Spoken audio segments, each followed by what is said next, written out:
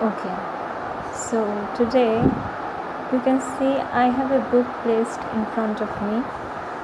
It's the history of ancient and medieval India. History is my favorite subject, by the way. So I read a lot of history books. So this is one of those books. It's one of my collection of history books. So this is the Ancient and Medieval India book by Upinder Singh. You can see Upinder Singh. She is the daughter of Manmohan Singh. So this book has diverse knowledge about the history of India from ancient to medieval time. It's said it's from Stone Age to 12th century. So let's start and see how it goes. There's very beautiful pictures in this book, and as I am going to turn the pages, I am going to only go through those pictures. For example, let's see this page. So in this page you can see these are excavated terracotta potteries, coins and very other things. And let's go through some other pages. So scripts, this is important part of history.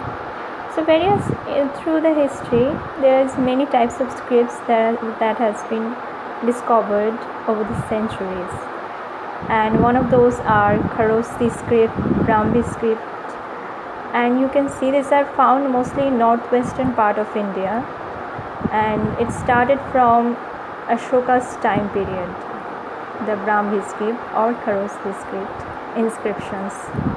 So they say here they kind of give how the letters are. They have been divided into vowels and consonants. You can see Kharosthi and Brahmi in both the scripts. Okay, in this page there is development of some Brahmi letters, how the letters have been developed over the centuries from Maurya to Gupta. So from Maurya the certain letters are like this, they transferred and their shapes changed, so they become something like this.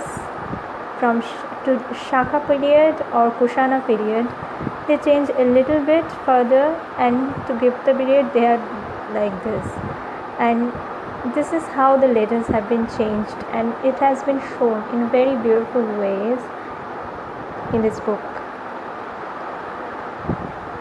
Let's see some gold coins propagated by the kings. They are mostly by Kushanas, Indo-Greeks from the northwestern part of India. So these are these beautiful gold coins you can see, and from this side they are either copper or silver.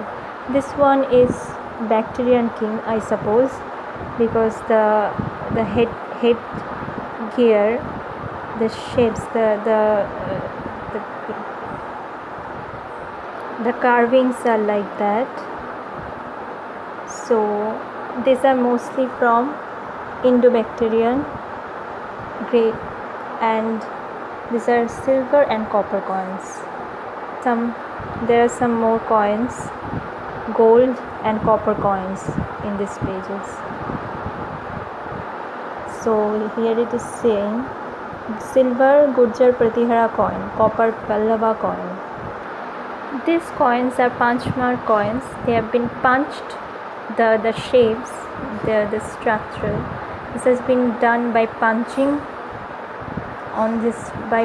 the coins with some heavy metals. Another beautiful aspect of this book is the beautiful paintings which have been done on caves, which used to be done on caves. So the hunter-gatherers of Paleolithic and Mesolithic ages, they used to draw these paintings of mostly hunting pictures.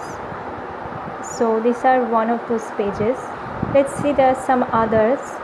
Let's just see those pages. You can see here these are pictures of, this one is of cooking, I suppose, and the upper one is of fish catching. There are a lot of fishes on these pictures. This one is of hunting. We have come to Harappan civilization, and these are pictures of potteries, broken potteries. They are painted on, they have designs on them. You can see this is fish. Okay, so this is famous unicorn seal of Harappan civilization. The page has been turned. You can see another pottery. There is this designs on this pottery, and they are shown separately in these pictures. So let's see some more potteries here, and they are from various cultures. Like this one is from Malwa culture. It's in Madhya Pradesh region. So this one is Jarwa culture, from Jarwa culture. This one is from late Harappan phases. So they are from different phases, and there's some bronze sculpture you can see. They are from Daimabad bronze. So these are some coins from Mahajanpada periods. Silver punchmark coins of Kashi, Koshala and Magadha. They are mostly punchmark coins. Another interesting coin I have found here is, this doesn't look like a coin. These are horizontal sheets. So they are Gandhara punchmark coins. You can see. Another page of potteries. It has been shown from various cultures. These potteries have been excavated, and there are designs on them. So we have come to Mauryan architectures. So this is an interesting elephant which looks like it has been coming out of the cave, but it's not actually like that. It has big tongue. You can see this is a big tongue, and it feels like it's coming out of the cave. There is another cave here, and this is famous Shachi Stupa. There are some beautiful silver coins you can see here, and these are copper coins. So it's beautiful. These are coins by Indo-Greeks. They have been issued by Indo-Greek kings. There are some more. Let's go to Kushana period, and you can see these are the gold coins, and Kushanas and Indo-Greeks are one of those dynasties who issued maximum number of gold coins in India during their reign. These are the coins issued by Rudradaman I, who was a Shaka king.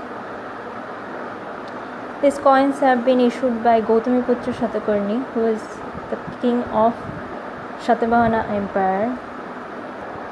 Shaka Yakshas and Yakshanis sculptures are very important during the reign of Maurya Empire or after the Maurya Empire. So you can see there are some pictures of Yaksha Yakshinis.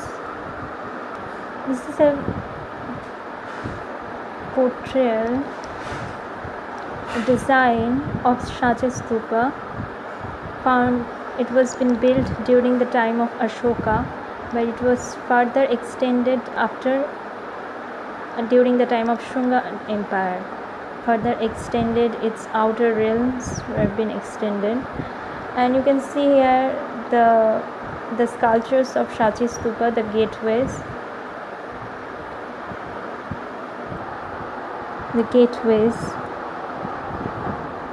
The School of Art has been divided into three categories: Gandhara School of Art, Maurya School of Art, and Amravati School of Art. So here are some pictures from mostly Amravati, Nagarjunakonda, and some are from Gandhara School. So there are pictures of some other sculptures. You can see there is a picture of meditating Buddha. Now we have come to the point where we see these are Ajanta cave paintings. These These are beautiful Ajanta cave paintings, and these are paintings mostly of Buddhist realms, or some of them are from Hinduism as well and Jainism. These are some pictures of Ajanta caves as well. This is a sculpture from Udayagiri cave. These have been sculptures of either Buddha sitting on a meditation, or he is standing or giving sermons. You can see his hands, it's more like meditating, and this is a kind of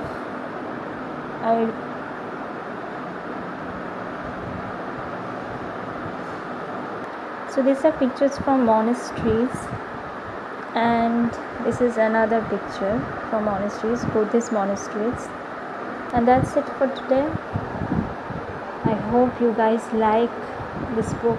I mean, it contains so many pictures that anyone would like it. Even if someone is not interested in history, they will find something interesting in this book.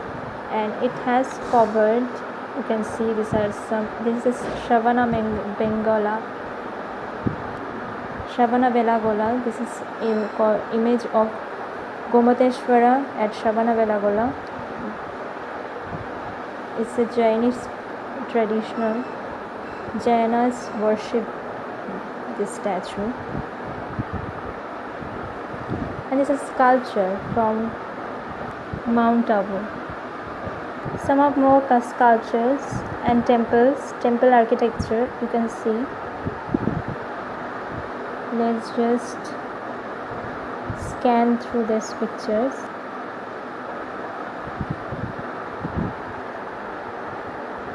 This is famous Nataraja sculpture from Chola dynasty.